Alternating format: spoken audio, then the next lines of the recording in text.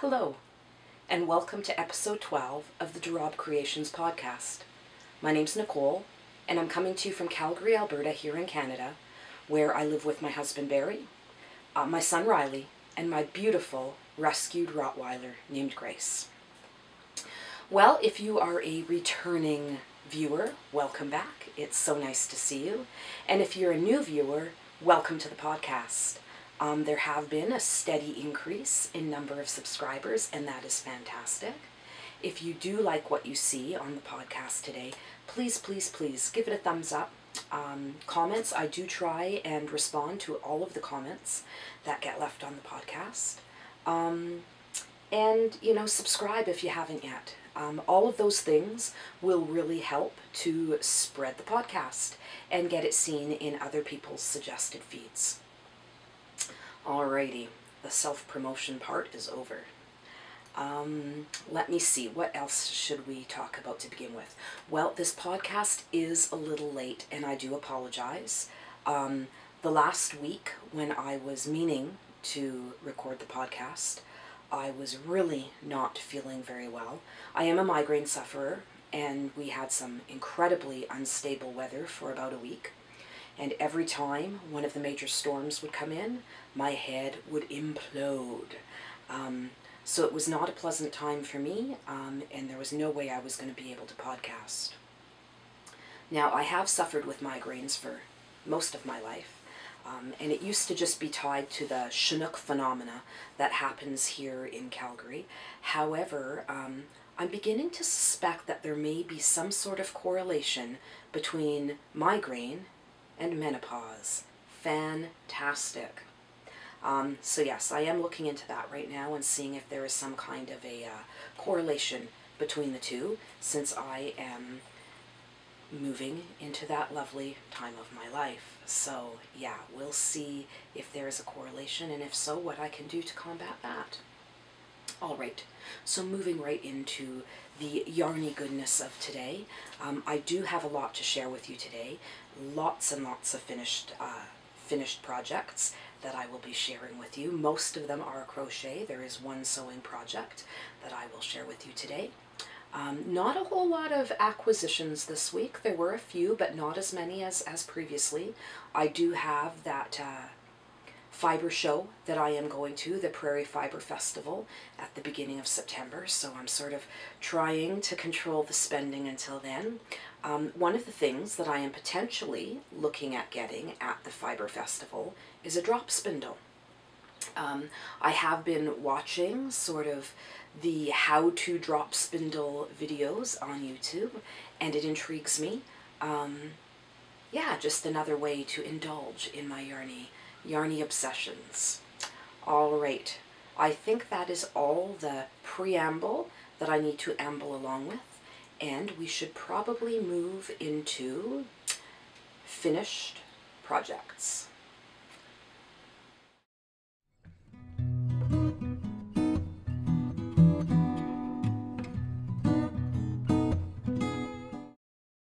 Alright, finished projects for the past little while. There have been a lot of them.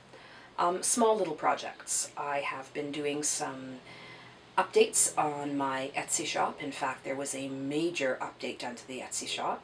I know it's only halfway through summer, but I am looking at my fall product and really doing those updates based on fall. And of course, my favorite holiday in fall is Halloween.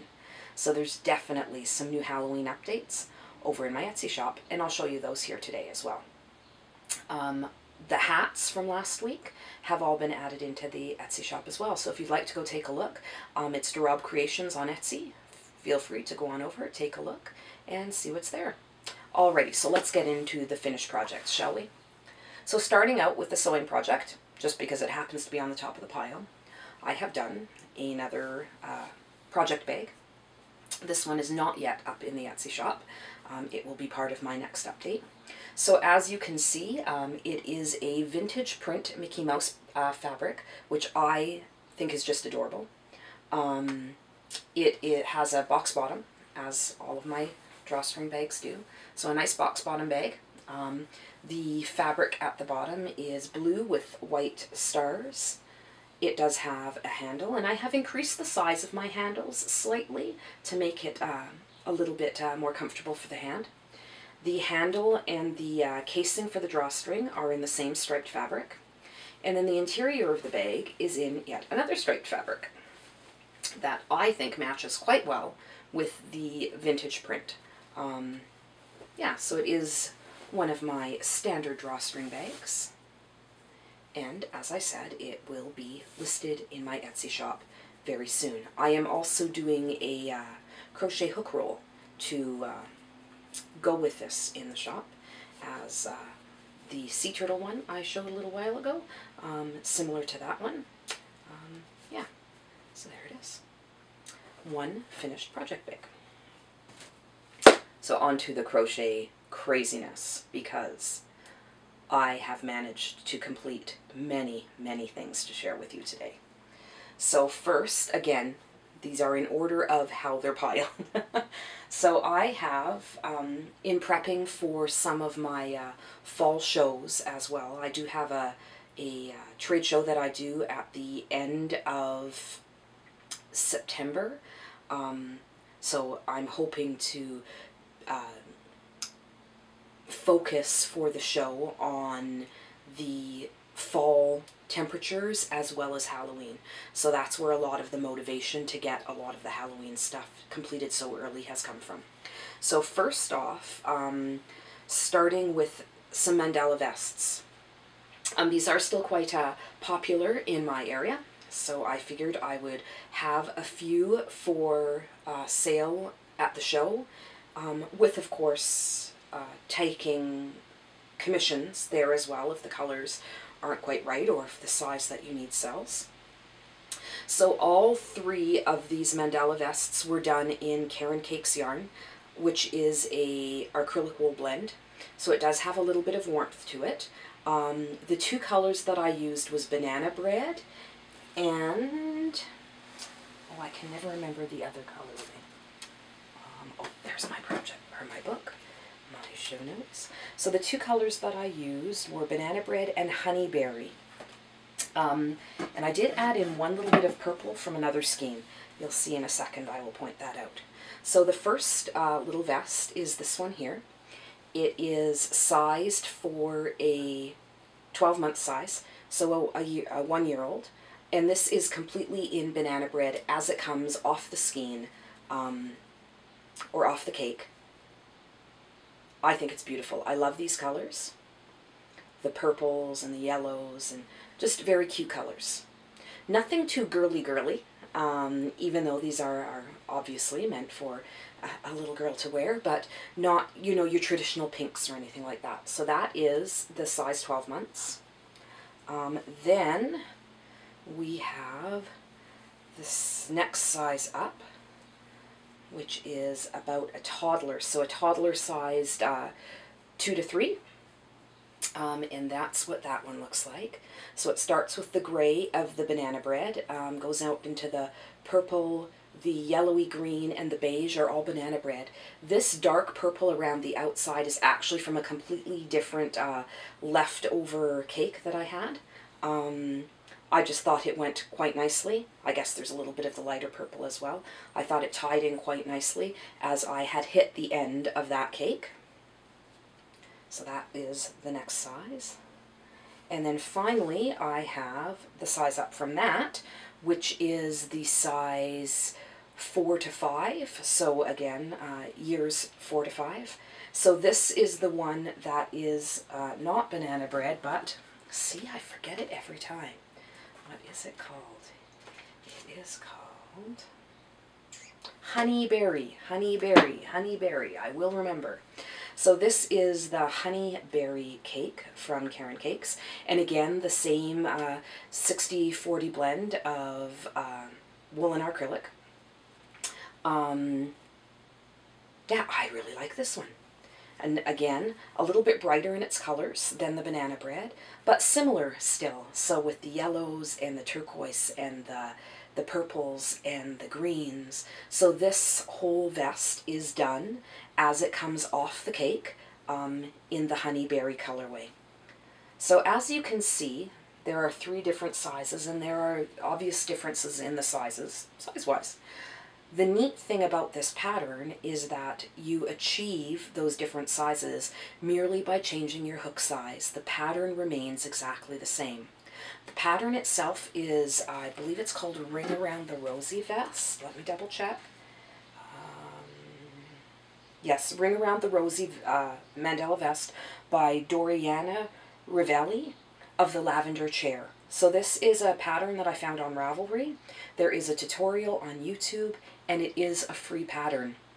So if you've ever considered doing a child-sized mandala vest, and I do believe it goes all the way up into the adult sizing as well, yeah, it's a great little pattern, very fast to work up, not too complicated, no errors in the pattern, very easy to do. So I do suggest checking that out.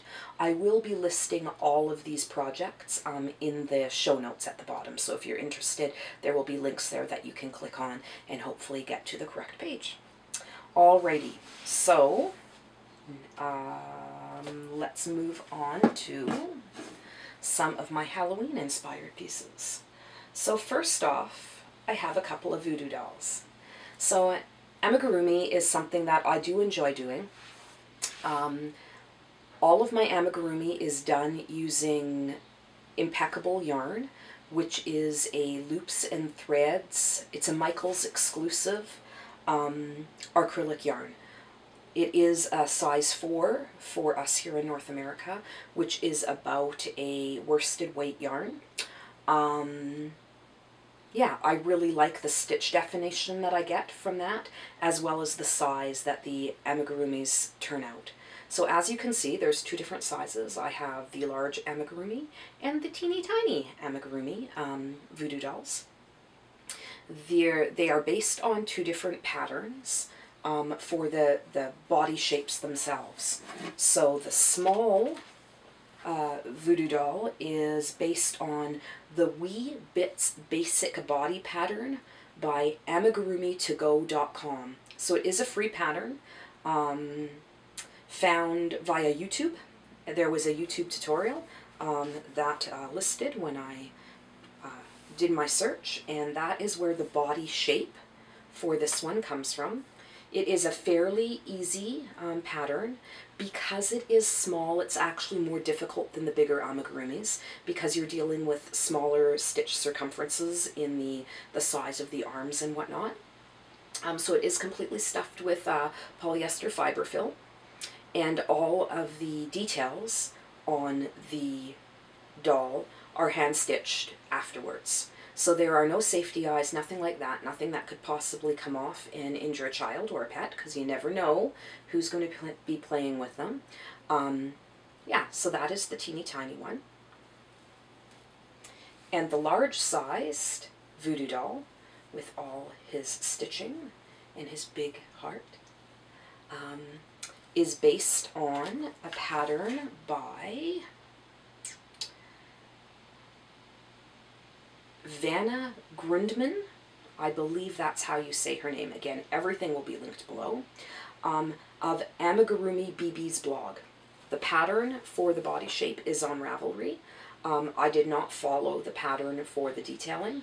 I like to just sort of freehand that. So again, a great little heart on the front. Lots of stitches all over. No safety eyes or anything like that. Everything is hand stitched on, so again, no problems with choking hazards or anything like that. And it too is completely stuffed with polyester fiber fill. If you have never done amigurumi before and you'd like, to try it, I do suggest working on a larger pattern. It's just a little bit easier to do the body parts. It's a little bit easier to sew on because you're dealing with bigger pieces. But yes, so that is the second of the voodoo dolls. So then, again, via a YouTube tutorial, and this one was by, I am so not going to say this correctly. The lady who did this tutorial on YouTube is Spanish. And this is her English channel, so I'm suspecting that she also has a Spanish channel. Please forgive my lack of ability in pronouncing Spanish, but Lana's Yiolios English YouTube channel is where I came across this beautiful pattern for the skulls, for my sugar skulls. So I have created 3 of them.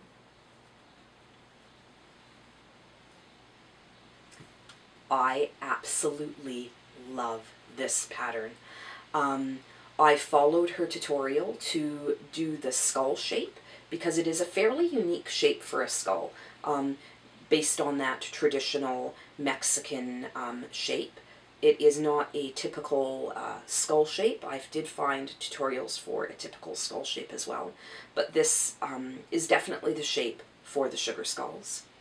All of the flower details, the leaf details and the eyes are crocheted separately and then attached on. The vining for the leaves and this little flower here are crocheted onto the skulls, as well as the facial features, the mouth, the nose, and around the eyes. From a length of time, these were very time-consuming because of the number of embellishments on them. But I do love them so much. So this one has the purple flower eye, a yellow rose, and a blue flat flower, as well as this little pink flower bud. It was really fun to do this embroidery part because it was so freehand, very freestyle, especially the vining and whatnot. So there's one. Then there's this one who has the 2 flower eyes with the blue petals, has a red flat flower and a large purple flat flower, and again the leaves and the vining details.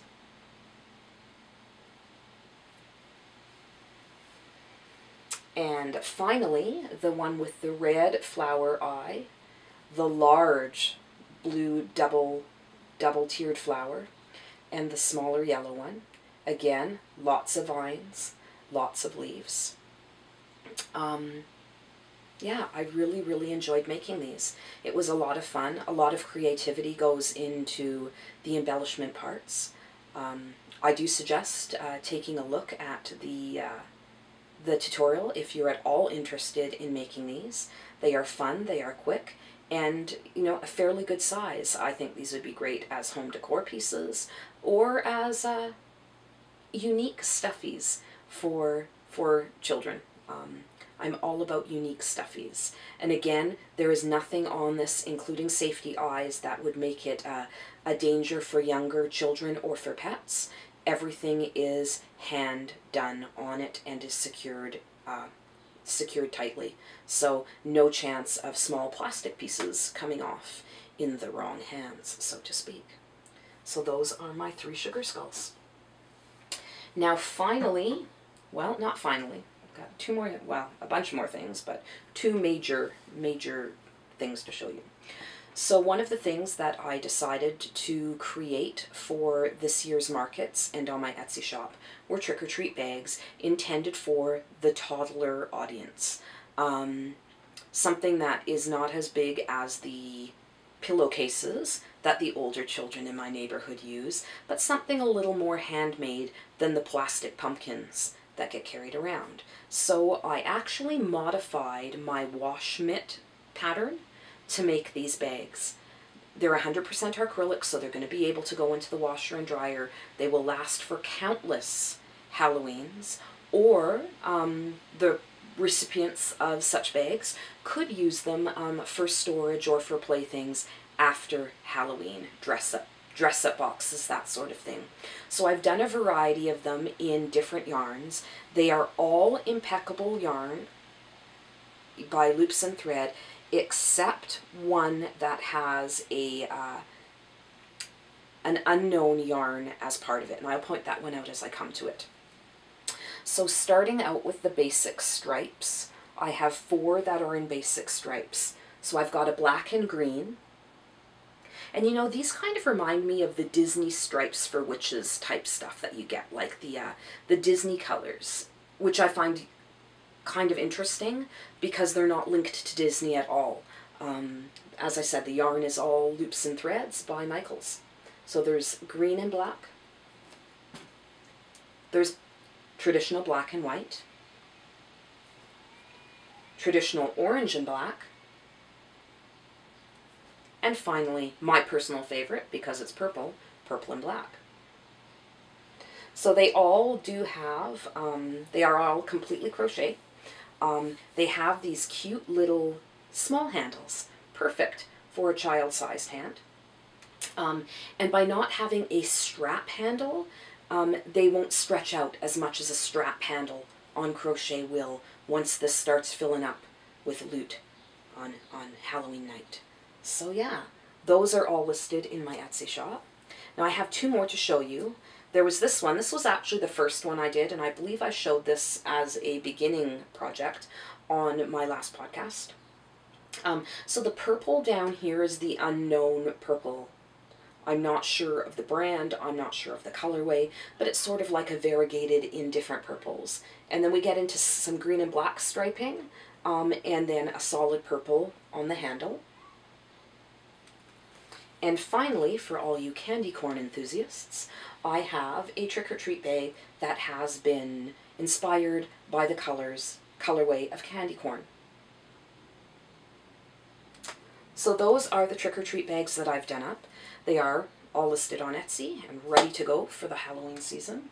And I have 1 more crochet project to share with you as part of my finished projects. And that is my fingerless gloves. I did a single pair of fingerless gloves so far. They are, of course, matched one of the hats that I showed last week. Does have some cabling detail up the front.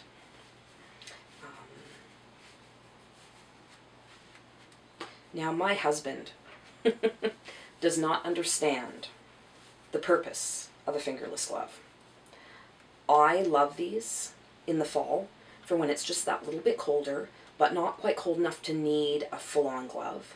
I also love fingerless gloves for driving and, of course, for texting, but never at the same time. Please do not take this as a indicator that you should text and drive at the same time. I am not saying that at all.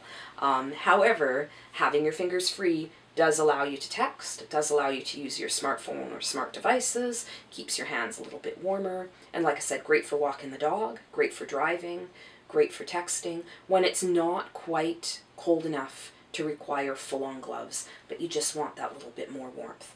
I really like how quickly these worked up. They are done in a worsted weight, so they work up very quickly. The cabling detail is beautiful in my opinion, and that little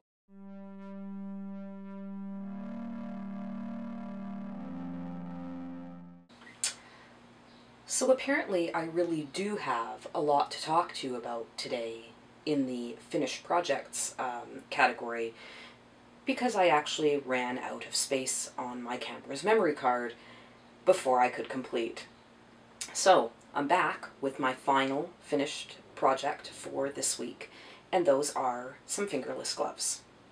So these will match a hat that I showed last week, and that is up on Etsy as well. I am a huge fan of fingerless gloves. I think they are ideal for driving. I really use them a lot when I'm out walking my pup. And, you know, they are convenient for texting or using your smart devices as well. Please do not take this as an endorsement to text and drive, because that is never okay. However, it does allow your fingers to be free. My husband really doesn't understand this concept, but I really appreciate them. So I really liked how quickly these worked up. The cabling detail I really enjoy. I love cables, and cabling in crochet is beautiful, and it creates an even thicker fabric than normal crochet, which means it's even warmer. So yes, those are a set of fingerless gloves that I will be bringing to shows, listing on Etsy, Quick to work up, very fun. All right, so this is now the end of my finished projects that I'm going to show you this week. And we can now move along and talk about the projects that I am currently working on.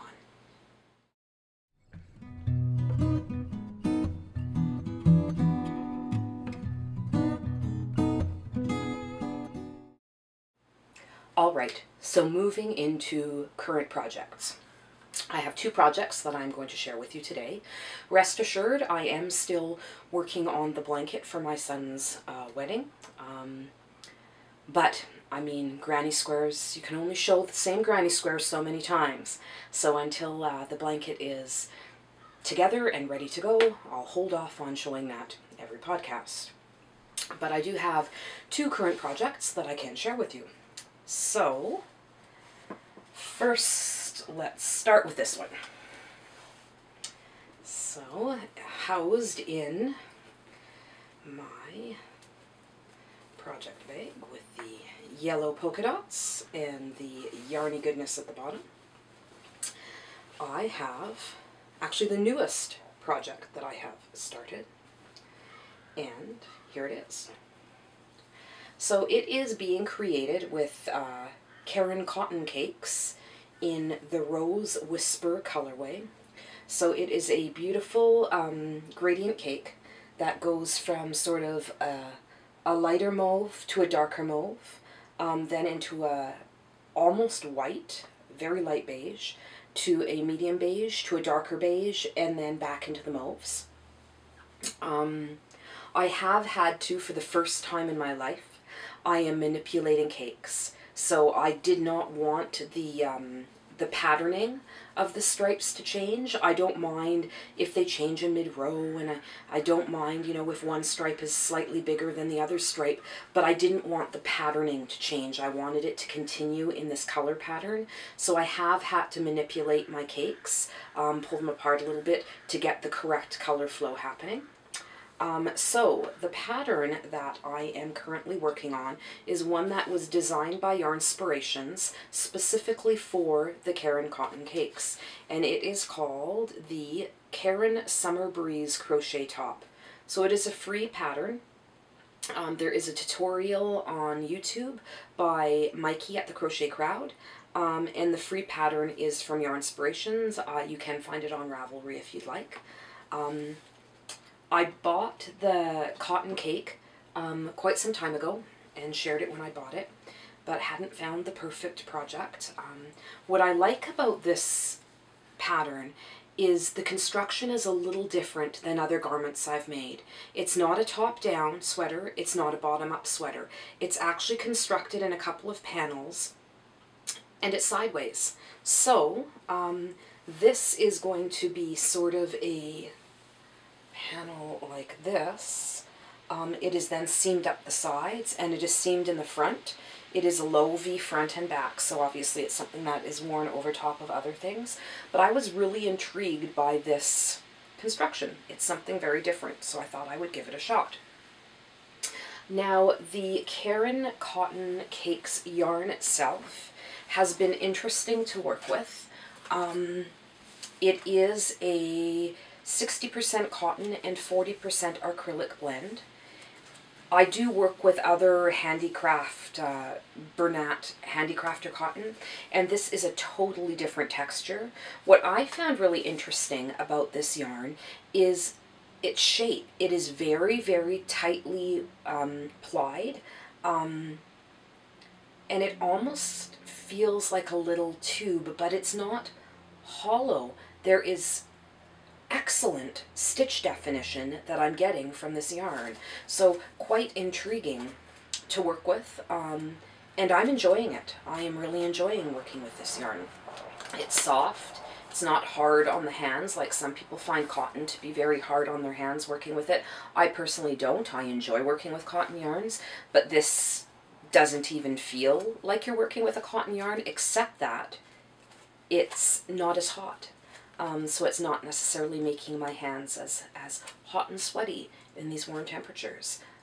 So as I said, this colorway is called Rose Whisper, and so far the pattern is working out quite nicely. I will again put a link at the bottom if you'd like to go check it out.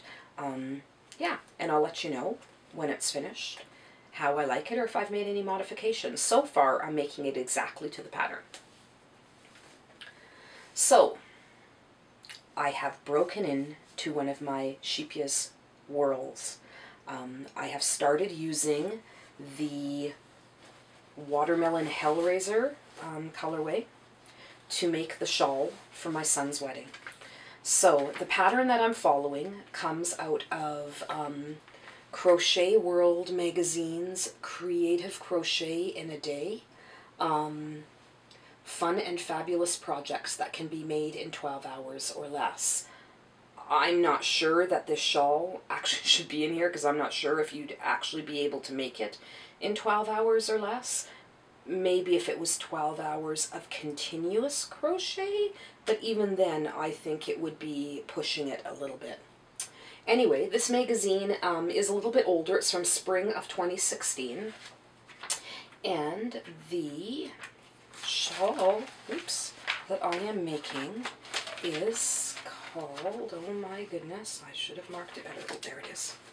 It is called the Coquina shawl, C-O-Q-U-I-N-A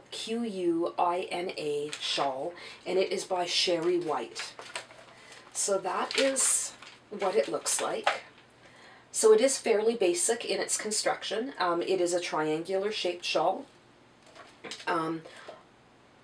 Very, very basic, back and forth and back and forth and back and forth. And then it does have this shelling detailing on the edges. So I figured that would be a nice, simple shawl that will allow the yarn to speak for itself. Because let's face it, these gradients from Sheepia's Whirl don't need heavy patterning to be amazing. So let me show you where I've gotten to. So, oh, I should tell you, it is housed in my retro 70s psychedelic mushrooms project bag. Alright, so there's the cake. And it does go from a pink through lighter pink grays into a black. And I have decided to start from the outside and work inwards. I wanted the pink to be that final detailing along the edge, as opposed to starting with the pink and having the black be the final detailing along the edge. So I chose to work from the outside in, but that is the beautifulness of this cake. And so far, the little wee bit of my shawl that I have completed is right here.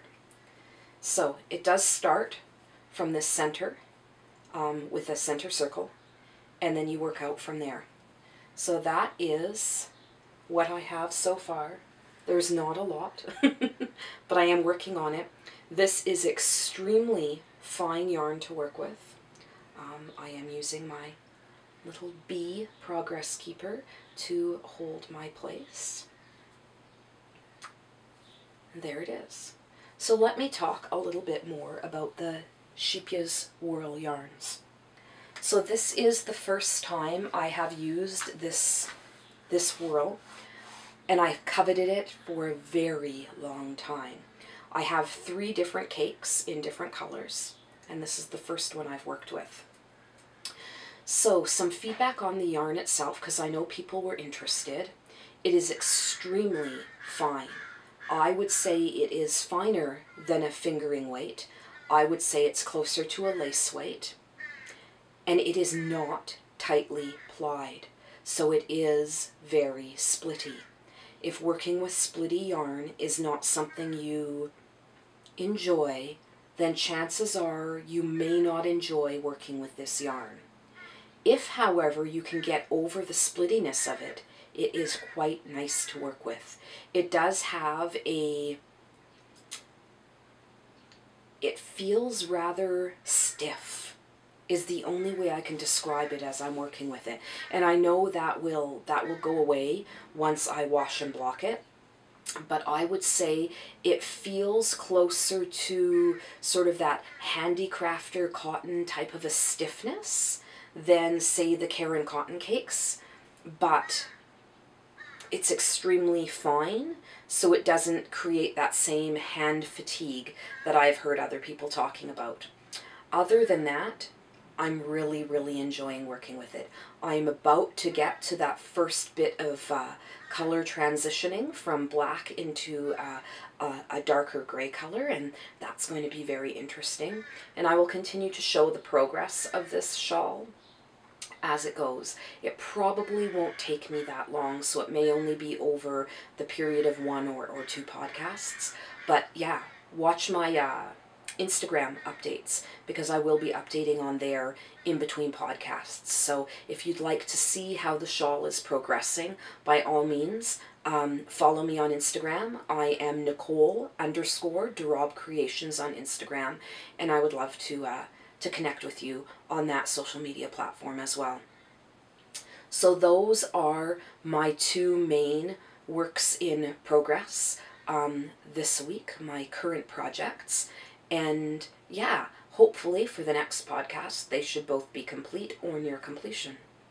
All right, it is time to move into things that I have acquired. Not very many, but there are a few.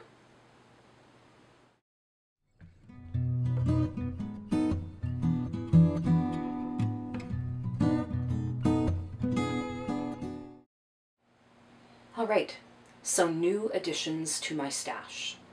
Well, firstly, the additions that I'm not going to show you. I went to Michael's to pick up a couple of skeins of yarn or balls of yarn to work on my Halloween bags and my Halloween pieces, and lo and behold, they were having a major sale on the Loops and Threads impeccable yarn, which, as I said, is my go-to for an acrylic yarn. And they were on 2 for $5, which is pretty well half price. So I stocked up.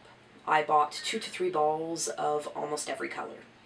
So it was a rather major addition to the stash, but definitely my workhorse yarn. Not necessarily the pretty yarns that I buy on a whim, but this is my workhorse yarn. This is the yarn I turn to for all of my amigurumi, for most of my gloves and hats that I make for the craft shows or for my Etsy shop. I do some of my product in the wools and then sell those, but for the most part, because of the care requirements of wool, especially non-superwash wool, I find most people actually prefer acrylic. Now, I get it. There is the argument of, you know, acrylic, it's plastic and it's not good for the environment. But then again, the superwashing process that a lot of wool goes through isn't necessarily great for the environment either. And I had an epiphany the other day when it comes to acrylics and that whole environmental impact issue. I believe, and these are just my opinions, I believe that the impact of plastics on our environment come from the throwawayness of plastic. For some reason, plastic, which is a material that lasts forever, is what we've chosen to use to make our disposable items. These two things do not correspond to me.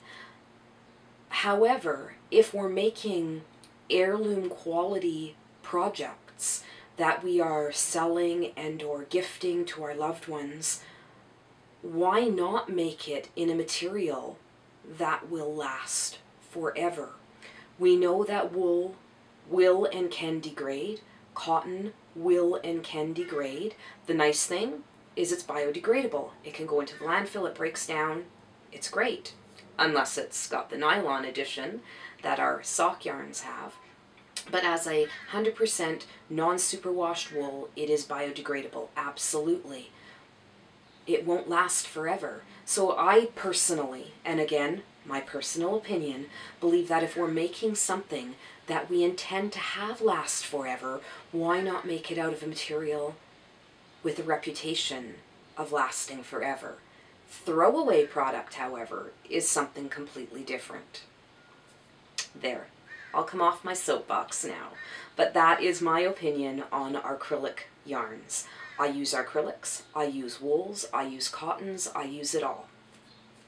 So, the other thing that I acquired, that I added into my stash, we did talk a little bit about the Caron cotton cakes in the past segment. And the Rose Whisper is the color that I am using to make my summer top. When I went to start the pattern, however, I realized I was going to be short by one ball. So I rushed out to Michael's, and on their display I found one ball, one ball left of the Rose Whisper colorway. Thank goodness. I don't know what I would have done if I hadn't have found it, because I'd already, of course, started the top.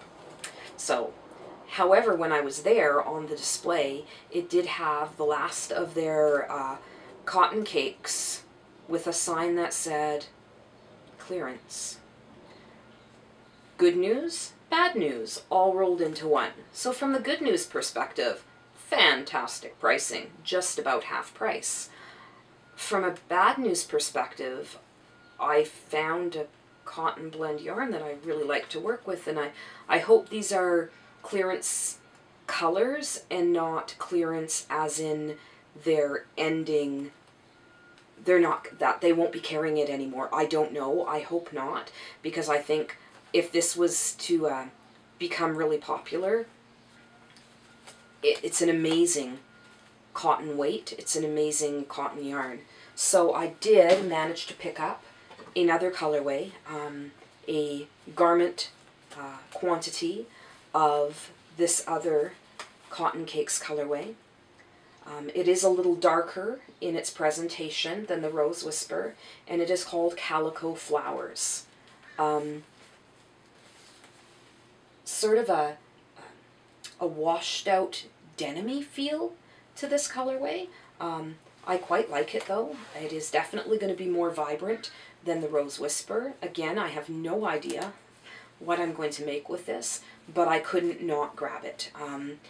I am, as I said, a little bit worried that they're going to be discontinuing this yarn, and I would be sad to see that happen, because now that I've worked with it, I really do enjoy it. If you haven't had the opportunity to work with it, I highly recommend giving it a shot.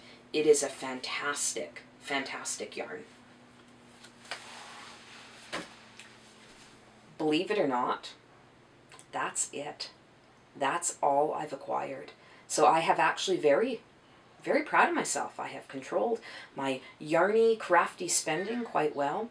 But as I said earlier in the podcast, my Fiber Festival is coming up in a couple of weeks now, and I probably will not be showing any restraint there.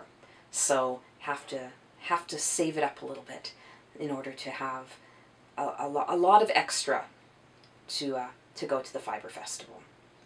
And I believe that means we are moving into From My Bookshelf.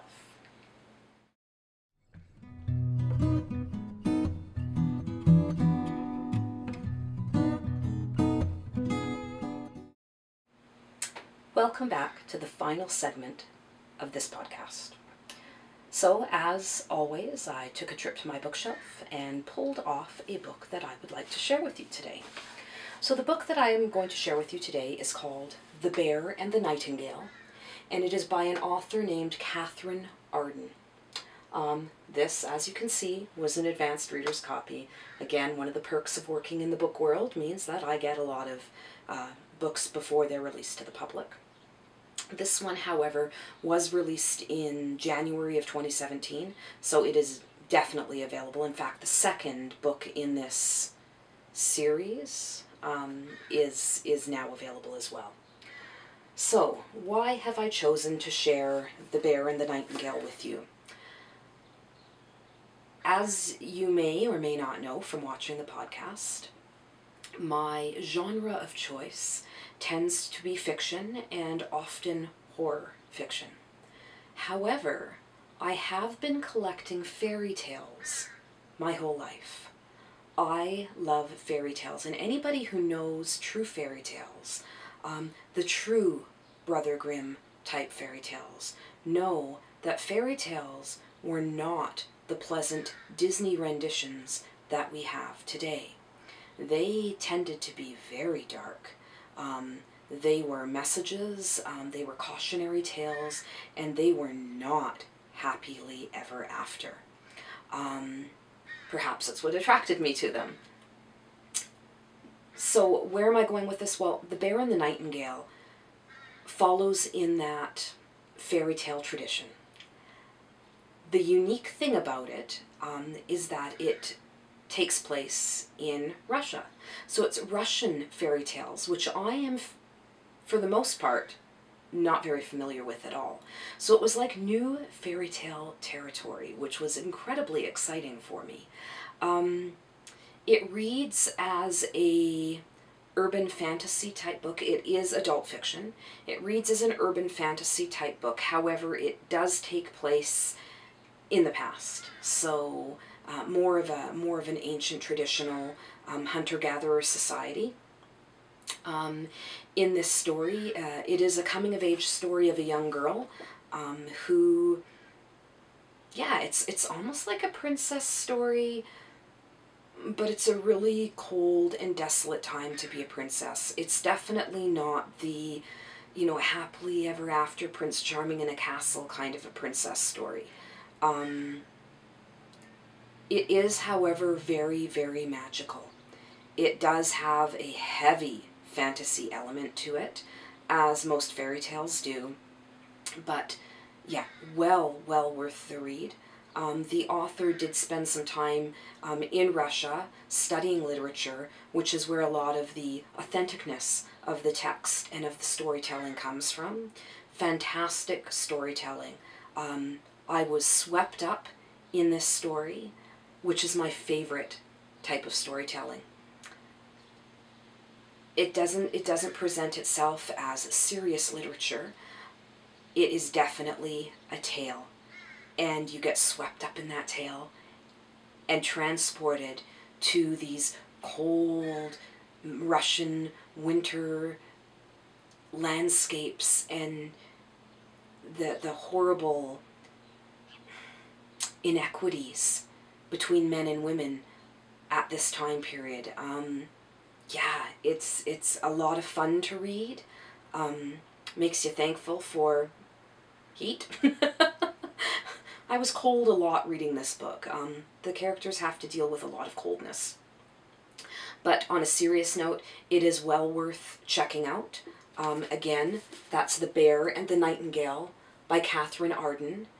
I do try and link the books that I present in my show notes with a link to the publishing company who publishes the book, and that way you can read up a little bit more about the book if you would so desire. Well, that brings us to the end of this episode. If you've stuck around this long, thank you very much.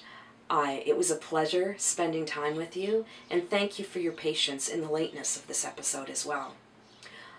As a side note, our Ravelry group is up and running. We do have a few members over there, and I am going to open a new thread in there in regards to potentially doing a cowl this fall.